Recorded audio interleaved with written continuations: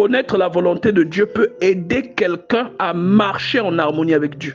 L'une des causes de l'échec ou de la frustration, l'un des points qui fait que beaucoup de gens échouent, c'est l'absence de compréhension de la volonté de Dieu ou la méconnaissance de la volonté de Dieu. Connaître la volonté de Dieu peut éviter à quelqu'un d'entrer dans des frustrations qui vont ralentir sa marche avec Dieu.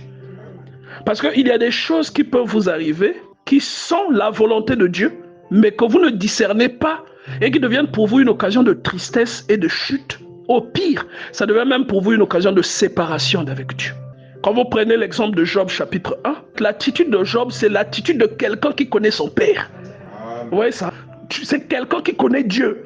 Lorsqu'on est intimement lié à Dieu et que l'on est plongé dans la parole de Dieu, qu'on a une relation avec lui, on est moins exposé à la frustration que connaissent les personnes qui n'ont pas ce type de relation-là avec Dieu. Il y a des personnes qui pleurent beaucoup et qui sont très loin de Dieu, pas parce qu'elles ont voulu être loin de Dieu. C'est seulement leur frustration qui les a éloignées. Voilà pourquoi l'une des principales recommandations que Dieu nous donne, c'est de veiller à la connexion qui existe entre nous et lui au moyen de sa parole.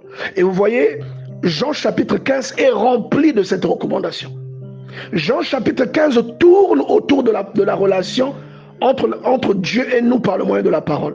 Jean chapitre 15 ne fait que parler des bienfaits de la parole de Dieu dans la vie d'un être humain. Cette parole qui nous sanctifie, cette parole grâce à laquelle nous portons du fruit. Et la conviction est étroitement liée à la parole. Or, quand la parole produit la conviction, cette conviction vient avec la confiance en Dieu. Et quand on a confiance en Dieu, un épisode malencontreux que nous traversons, nous comprenons automatiquement que Dieu est avec nous. Et que cet épisode malencontreux n'est pas le signe de l'abandon de Dieu. Ou ça ne signifie pas que Dieu ne nous aime pas. Ce n'est pas un désaveu de Dieu à notre égard.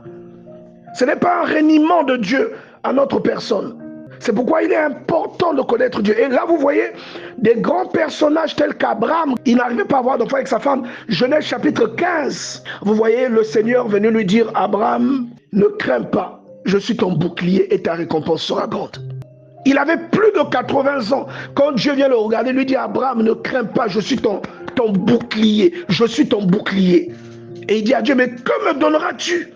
J'ai envie de dire à quelqu'un que les réponses de ta vie sont entre les mains de Dieu. Ce ne sont pas les circonstances auxquelles tu assistes aujourd'hui, les choses auxquelles tu es exposé aujourd'hui qui vont définir l'affection de Dieu pour toi ou encore qui vont mettre un point final à ta vie. Donc la volonté de Dieu, quelquefois nous avons du mal à la percevoir. Nous avons du mal à la décortiquer. Nous avons du mal à la comprendre. Mais lorsque nous réussissons à percevoir le sens des choses qui nous arrivent, cela nous permet de tenir debout et de ne pas tomber dans la frustration, dans la tristesse, dans le murmure, dans la jalousie,